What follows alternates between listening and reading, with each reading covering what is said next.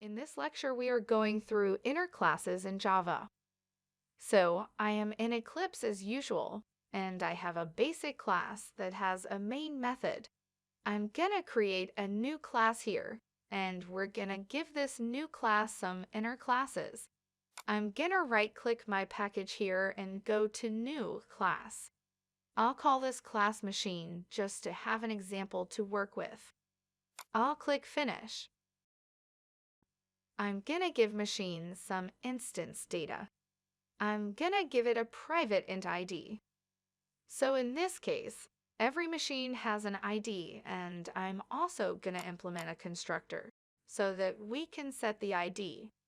To do that, I'm gonna right-click and go to Source, Generate Constructor using Fields. Tick ID and click OK. I'll delete the super here, cause that's not needed.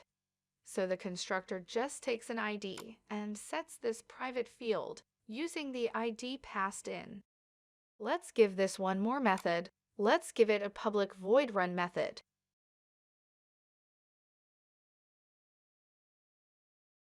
And in run, I'll just put a sysout statement and I'll say run machine plus ID.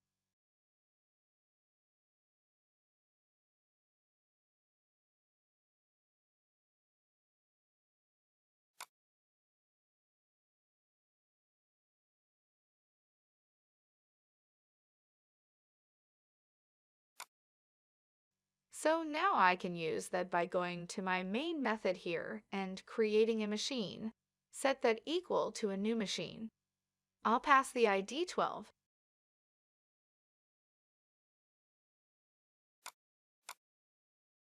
And then say machine.run, like that. So that's all pretty straightforward. We're running machine 12.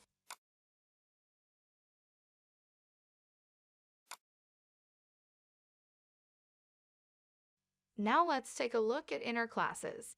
In previous lectures, we've already looked at anonymous classes, and anonymous classes are a kind of inner classes.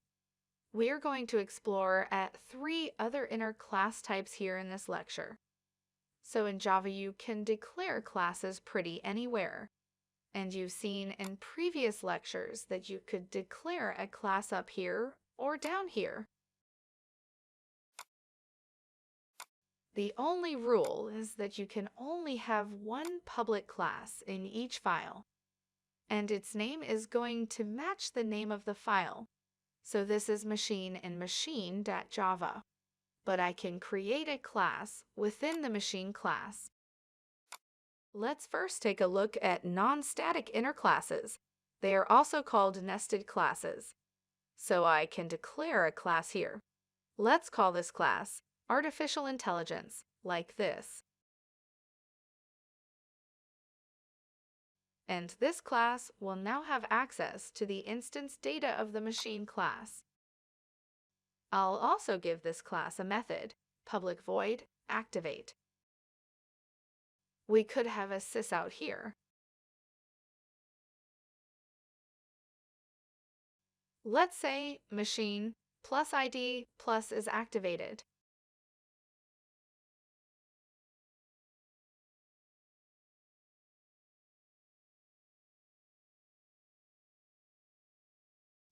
I could give this class instance data itself, but the point here is that I am accessing instance data of the machine class within this inner class. And then in the run method of machine, I could say, for example, artificial intelligence, AI, equals new artificial intelligence.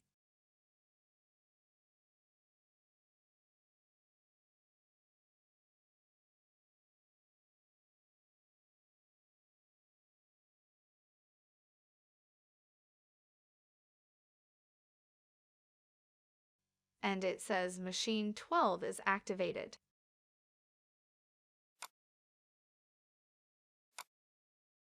So this is an inner class or a nested class. And classes like this are most often used for logically grouping different parts of outer classes. For example, machine might have actions, data, memory, etc. And you can group different parts of the machine by using inner classes. Now, another type of inner classes are static inner classes, which are pretty simple. So I'll say here, for example, let's say static class tire.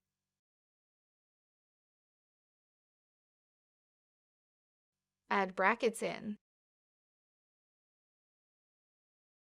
And we could also have a method. Let's say public void repair. Let's just put a sysout in here and just say tires are repaired.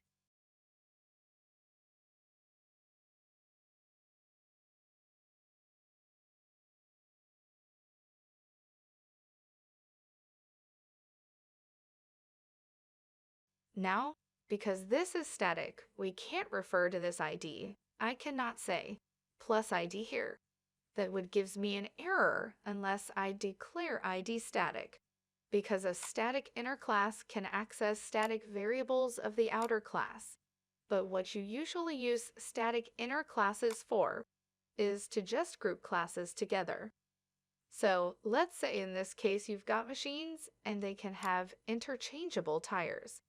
So you might want to create machine tires outside of this class, and then pass it to whatever machine need those repaired tires. So we could say here, outside of the machine class,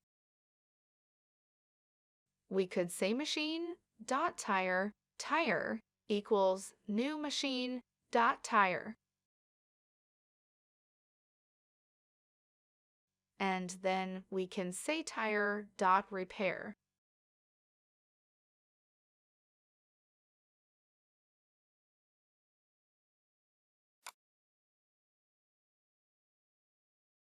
Let's run this, and it says tires are repaired. So non-static inner classes are used when you need to group together some functionality, and you need the class to have access to the instance variables of the outer class. On the other hand, static inner classes are used when you just want a normal class that isn't related with instances of the outer class, but for some reason you want to group it with the outer class. And other than that, it's really just a normal class. So the static inner classes are like normal classes that just happen to be grouped with other classes, and you use this kind of dot syntax. Now there is another thing I'd like to mention here, and that is that you can declare classes even within methods. I can say here, class test. And this would have access to ID. So let's give it a method. Public void, let's say example. And I can say here, sysout ID is plus ID.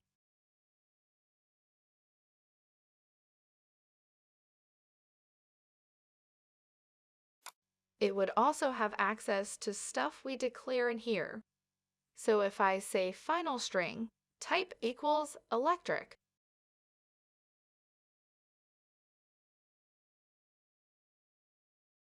we could say here, sysout type is plus type. And this follows the same rules as anonymous classes, that if you have a method, it can only refer to local data if it's final, but it can refer to instance data absolutely fine. We can also create an instance of this class saying test equals new test, and then we can say test.example. So when we run this method, you first run all of this. So I'll run this and there we go. You can see type is electric and all this stuff. So again, this is sometimes useful. It is not very common, but can be used if you need an instance of a class to pass to another method. And for some reason, you don't want to use an anonymous class. You just want a class that you only want to use in this method. You can create an instance of it only in this method, because you can't refer to this class now outside this method. You can't make it private, public, or protected in any way either, because its scope, along with the scope of these variables of course, is between these brackets here. It's scoped to this method. And that's how we came to the end of the inner classes in Java. If all of this seems as a lot of information at once, please find this code at the resources section and practice with it. I'd recommend typing out some code and trying to think of some scenarios yourself for each different type of inner classes that we have gone through in this lecture, and you'll soon get it. So that's it for this time, and until next time, keep practicing.